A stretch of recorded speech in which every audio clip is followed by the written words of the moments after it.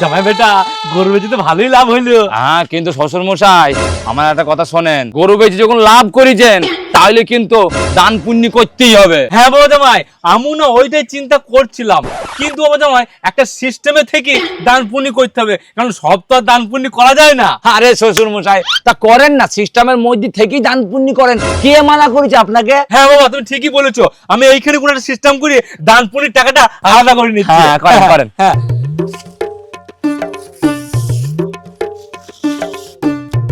হ্যাঁ হ্যাঁ, এই দেখো বাবা আমি টাকা বের করেছি, এই টাকা এবার আমি উপরে ছুড়বো, ঠিক আছে? আচ্ছা, আচ্ছা। যেগুলো দাগের ভেতরে পড়বে হ্যাঁ। সেগুলো আমরা দান পুণ্য করে দেবো, আচ্ছা। আর যেগুলো দাগের বাইরে পড়বে সেইগুলো আমরা নিয়ে বাড়ি চলে যাবো, ঠিক আছে? বাবারে, কি বুদ্ধি!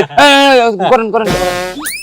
এই যা, সব টাকাই তো দাগের ভেতরে পড়ে গেল শ্বশুর মশাই। আহা বাবা জামাই, তুমি তো চিন্তা করছো কেন? এটা তো আমি টেস্ট করছিলাম, এইবার তো ফাইনাল হবে। ও আচ্ছা আচ্ছা, করেন করেন করেন। এই করলাম। হ্যাঁ। হ্যাঁ। এই যা, আবার তো দাগের ভেতরেই পড়ে গেল, এবার তো আপনাকে সব টাকায় দান করে দিতে হবে। বাবা জামাই জানো আমার না আজকে সিস্টেমটাই ভুল আছে, থাক আজকে আর করবো না, অন্যদিন করবো। আরে না না, আমাকে দেন, আমি করে দিচ্ছি।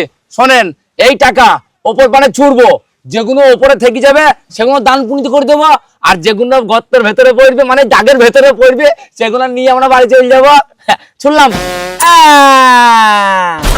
বাবা জামাই যত দাগের ভেতরে পড়েছে আমাদের দান পুণ্য করতে হবে না। কুরান কুরান কুরান,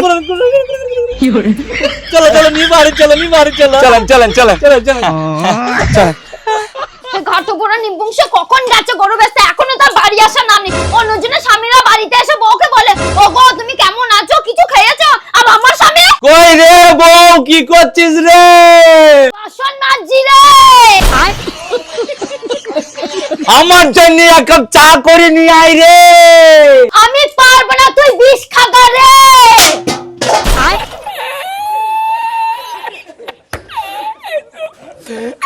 ঘটপুরা নিবংশ যত সব।